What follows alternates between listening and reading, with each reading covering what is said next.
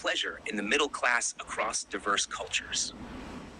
Pleasure is a universal human need and an expression of life's joy, but it does not manifest equally everywhere.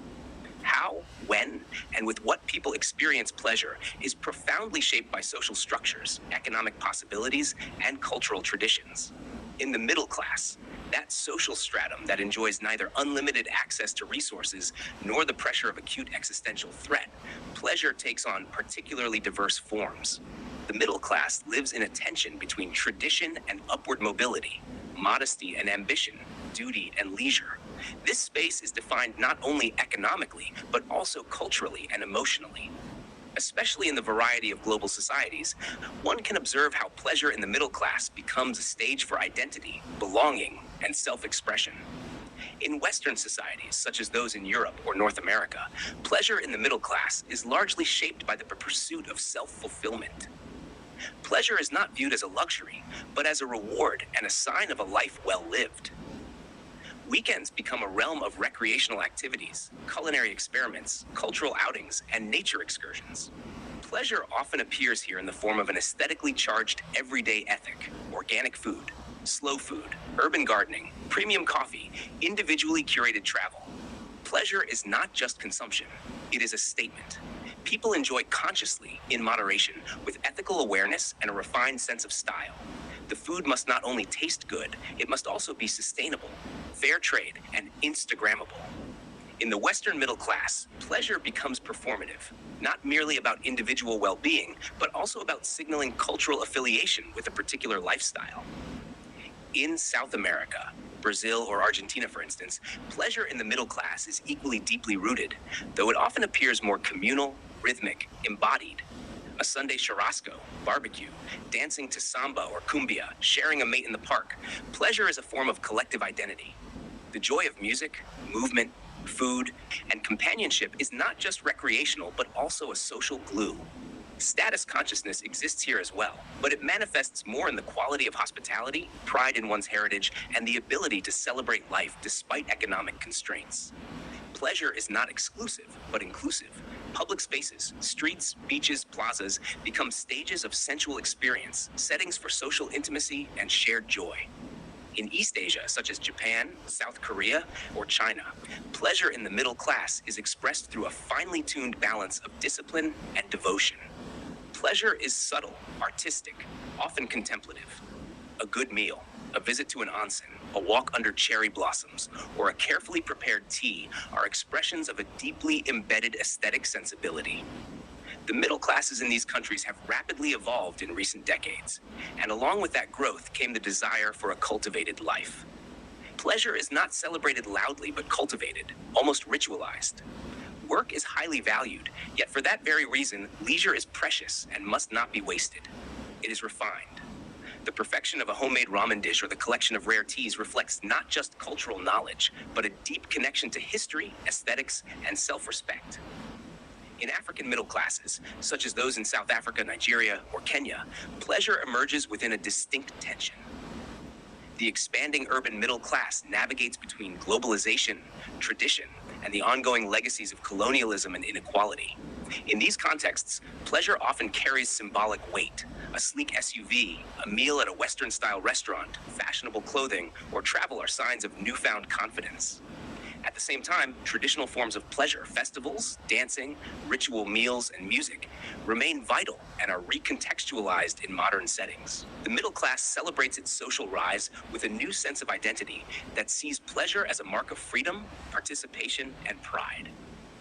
Daily pleasures are imbued with the ambiguity of belonging to a global culture while remaining grounded in local roots. In Muslim-majority societies, such as Turkey, Iran, or parts of North Africa, pleasure is deeply interwoven with religious and cultural values. Here, pleasure is not seen in opposition to discipline, but rather as a divine gift to be received with gratitude, respect, and moderation. In the middle class, this can be seen in the value placed on hospitality, rich culinary traditions, coffeehouse culture, poetry, and music. Pleasure is part of a life art that aligns with spiritual values rather than contradicting them. While Western cultures may view pleasure as a form of individualism, in these societies it is often social, familial, and spiritual.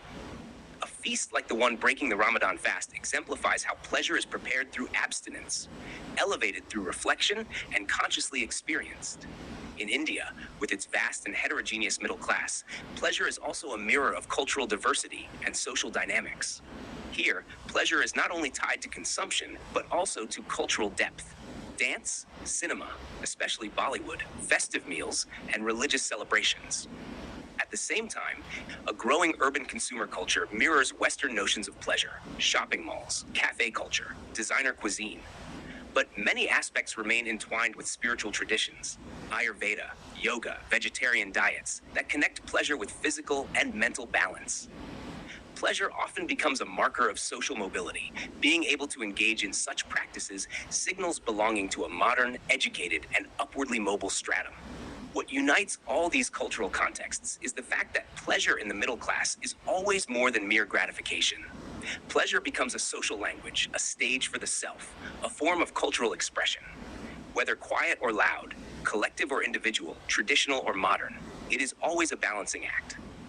The middle class straddles two poles, the desire for stability, security, and recognition on one hand, and the pursuit of self-expression, experience, and meaning on the other. Pleasure allows this class to live in both worlds, within the everyday and beyond it.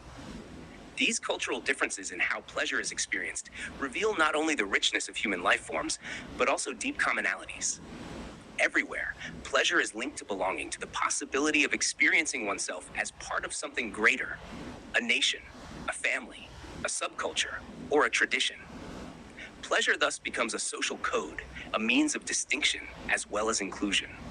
What is seen as excessive in one culture may be considered a sign of joy and depth in another. Pleasure is never neutral. It is embedded in value systems, gender roles, power relations, and economic conditions. In a globalized world, these practices of pleasure increasingly mix. Today's middle class in Nairobi sips cappuccino. In Seoul, enjoys French patisserie. In Berlin, dances to South American rhythms. And in Buenos Aires, meditates according to Indian philosophy. Pleasure is becoming transcultural, but not arbitrary. In fact, the choice of pleasures increasingly reflects the desire to construct an identity. Globalization grants access, but not uniformity. Quite the opposite. Pleasure becomes the language of a new mobile self that synthesizes fragments of the world into something personal.